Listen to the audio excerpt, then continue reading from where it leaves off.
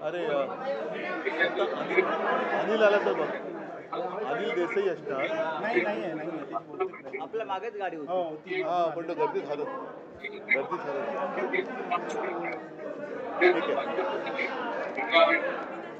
धन्यवाद.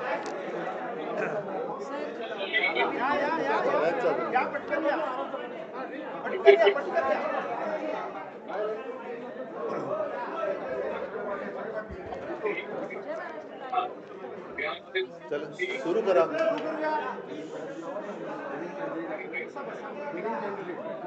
विनिंग फिरतात सगळे, घरी येऊन गेले. तुम्ही बोला, सुरू करा.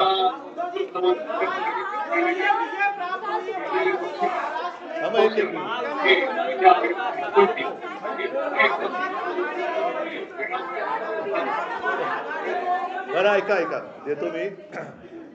पहिली प्रतिक्रिया अशी आहे की आपल्या देशामध्ये सर्वसामान्य माणसाची ताकद काय असते ते दाखवून दिलेलं आहे आणि त्याबद्दल मी संपूर्ण सर्वसामान्य नागरिकांचं अभिनंदन करतो. सत्ताधारी किती मस्तवाल झाले तरी एका बोटाने आपण त्यांना हरवू शकतो, त्यांचा उधळलेला वारू रोखू शकतो.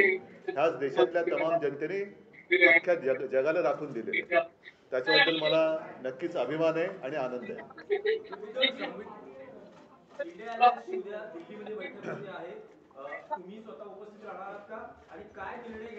आता काय बैठकीच्या आधी निर्णय कसा सांगू? सांगतो. सत्ता स्थापनेसाठी दावा करायलाच पाहिजे. इंडिया आघाडीच्या बैठकीसाठी मी उद्या दुपारनंतर जाईन, कारण बाहेरगावी जिंकलेले जे आमचे खासदार आहेत ते उद्या येतील. आज मुंबईतले खासदार मला भेटले, उद्या बाहेरगावचे खासदार येतील. सर्वात आधी संजय राऊतजी तिकडे जातील, त्यांच्याबरोबर आपले मुंबईतले खासदार अनिल देसाई, अरविंद हेही असतील आणि दुपारनंतर संध्याकाळच्या वेळेला मी दिल्लीमध्ये पोहोचेल. एक पुरी करतो.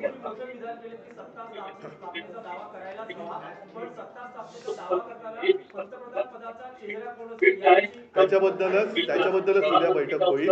आणि एक गोष्ट मी पहिल्या दिवसापासून सांगतो आहे, इंडिया आघाडी म्हणून आम्ही जेव्हा एक आघाडी तयार केली त्यावेळेला सर्वप्रथम कोणी आपण स्वतः पंतप्रधान पदासाठी इच्छुक आहे या मताचं नाही.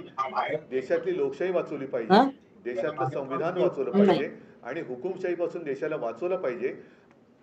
ही एक आमची पहिली एकत्र येण्यामागची भावना होती. तीच भावना आजही कायम आहे. उद्या सर्वांच्या मताने इंडिया आघाडीचा नेता ठरवला जाईल पंतप्रधान पदासाठी आणि आम्ही सर्व सोबत असू. एक पुरा करून असं दाखवलं जात आहे, परंतु अजूनही काही ठिकाणी जसं बिहार आहे, बिहारमध्ये मतमोजणी उशिरा सुरू झाली, तिचे निकाल अजून पूर्ण बाहेर यायचे आहेत. आणखीनही काही ठिकाणी छोटे जे घटक पक्ष आहेत त्यांना संपर्क सुरू आहे. एकूणच काय की या जुलूम जबरदस्तीला सगळे जे कंटाळलेले आणि चिडलेले पक्ष आहेत, अपक्ष आहेत, हे इंडिया आघाडीमध्ये एकवटतील आणि हे पुन्हा एकदा जुलूम जबरदस्तीचं सरकार येऊ देणार नाहीत याची खात्री घेतील. त्यांच्याशी काँग्रेसकडनं म्हणा इतरांकडनं म्हणा बोलणी सुरू आहेत. परत एकदा सांगतो की चंद्रबाबू नायडूंना सुद्धा भाजप सरकारने काही कमी त्रास दिला नव्हता, नितीशना सुद्धा काही कमी त्रास दिला नाही. तर पुन्हा त्रास हवा का हा एक प्रश्न आहे. आणि मला खात्री आहे की एकदा हे गेलेलं सरकार उंबरठ्यावरती आहे ते उंबरठ्यावरनं बाहेर काढण्यासाठी सगळे जे यांच्या जुलूम जबरदस्तीला चिडलेले आणि कंटाळलेले लोक आहेत ते इंडिया आघाडीत येतील. एक पुरा करतो, पुरा देतो आपको.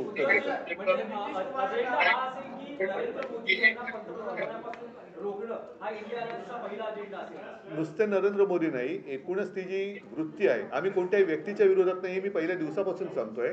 आम्ही वृत्तीच्या विरोधात आहोत. वृत्तीच्या विरोधात म्हटल्यानंतर हुकुमशाहीची वृत्ती, ही वृत्ती या देशामध्ये चालू द्यायची नाही हे आम्ही सगळ्यांनी ठरवलेलं आहे, सगळ्या देशभक्तांनी ते ठरवलेलं आहे.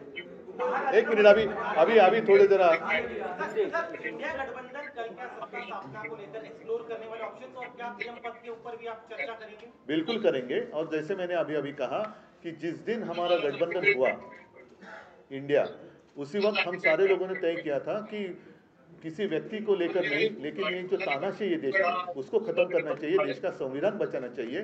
फिर चाहे सब मिलकर प्रधानमंत्री का उम्मीदवार हम तय कर सकते हैं, और मुझे लगता है कल वो हो जाएगा। नंबर्स काफी कम है, ऐसे में टीडीपी जेडीयू अन्य दल है उन्हें जो भी लोग इनसे त्रस्त हैं वो सारे लोग हमारे साथ आएंगे, सारे देशभक्त हमारे साथ आएंगे। चंद्रबाबू जी भी, उनको भी बहुत परेशान किया है बीजेपी गवर्नमेंट ने।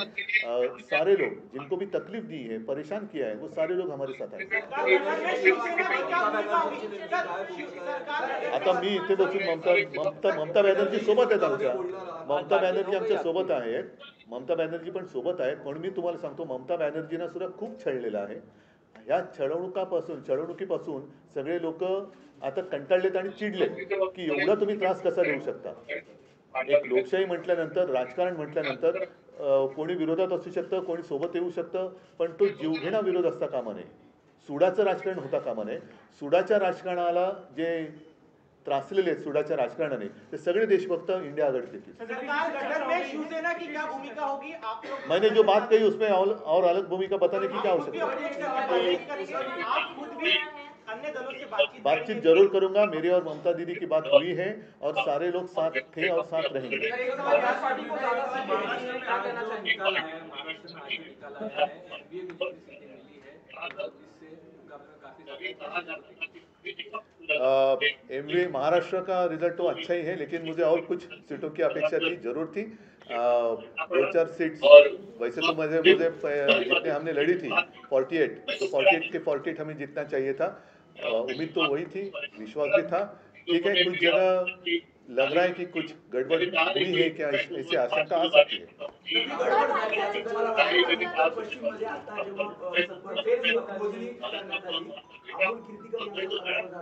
अमोल कीर्तीकरांचा अजून पराभव झालेला नाही, कारण तिकडे नक्की गडबड आहे। आम्ही विचार करतोय कदाचित ती निवडणूकच आम्ही चॅलेंज देऊ निवडणुकीला, कारण एकूणच गडबड घोटाळा दिसतोय तिकडे।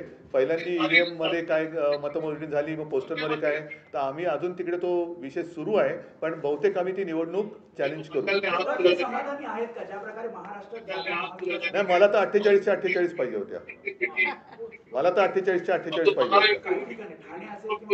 ठाणे आणि कोकण, मला नाही वाटत कोकण हा शिवसेनेपासून माझ्यापासून कोणी तोडू शकतो, त्याच्यामुळे कोकणचा पराभव हा अनाकलनीय आणि नक्कीच क्लेशकारक आहे।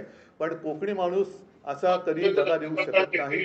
मला नाही वाटत तिकडे लोकांनी शिवसेनेच्या विरोधात मतदान, काहीतरी असू शकेल गडबड, बघा। एक अयोध्या में बीजेपी की हार हुई है, प्रधानमंत्री जी जहाँ जहाँ गए, महाराष्ट्र में जहाँ जहाँ आए थे वो सारी जगह हार गए, और इसलिए मैं मेरी पब्लिक मीटिंग में कह रहा था कि प्रधानमंत्री जी और आने चाहिए महाराष्ट्र में।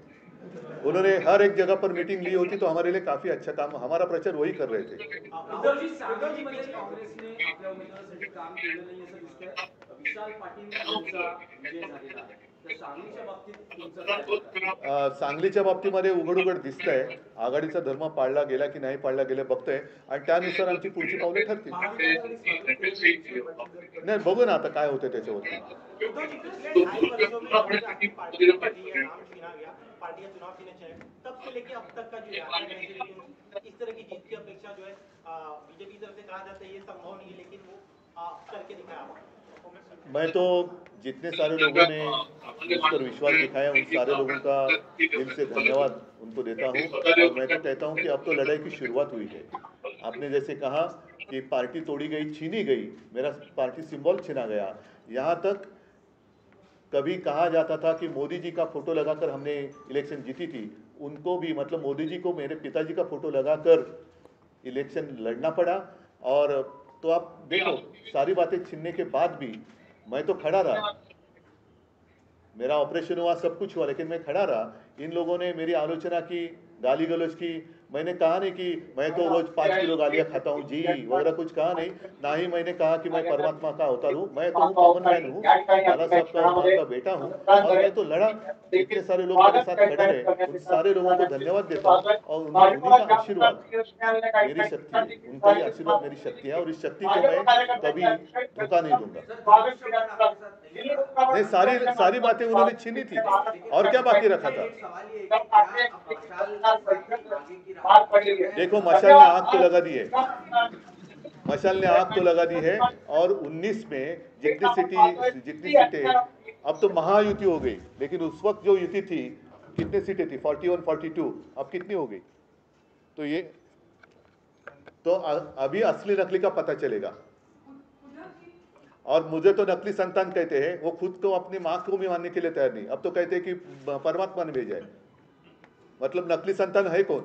उद्धवजी, तुमच्या नेत्यांची जशी अन्य पक्षाच्या नेत्यांची बोलणी सुरू आहे तशीच भाजप आणि असं पाहिलं ना तरी इंडी गठबंधनचे सगळे मिळून 233 आहेत जरूर करावी त्यांनी, आणि एकट्या भाजपाच्या 239. हाच आहे की पुन्हा बोलणी कशासाठी करताय? पुन्हा पण छळा. तरी बहुमताचा जो आकडा आहे आम्ही सुद्धा त्यांच्या सोबत होतो, तरी सुद्धा त्यांनी आमच्या लोकांच्या मागे ED, income tax, CBI Maharashtra आणि- आमच्याकडनं गद्दार फोडून घेतले, कारण त्यांना उमेदवारी दिली. ह्या त्यांच्या युतीचं प्रचारासाठी सरकार मोदी स्वतः असताना आले. म्हणजे आता पुन्हा तोच सगळा प्रकार, 5 त्याचाच तोच अनुभव भाजपच्या चंद्रबाबू पुन्हा घेतील आणि असं हे तुम्हाला असताना माहिती आहे का? हे कसं खेळवलं यांनी? ज्यांच्यावरती धाडी टाकल्या, ज्यांच्यावरती दंडेलशाही वापरली त्यांनी, फक्त आता सगळी त्यांच्यानंतर हाती दुरुपयोग सगळी केला. किल्ली आहे ना, तो दुरुपयोग पुन्हा ती आता होण्यासाठी हातात आहे मोदीला 2 पाठिंबा लोकांच्या. देणार का चंद्रबाबू? चंद्रबाबू नायडू आणि नितीश कुमार.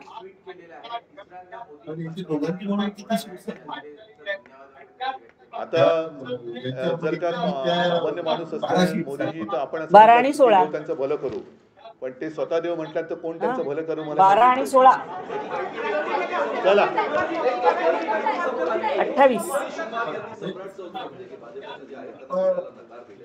हो आहे ना, सरकारमध्ये आहे ना, एनडीएला आहे ना. हा म्हणजे 12 आणि 16 28 मी अजून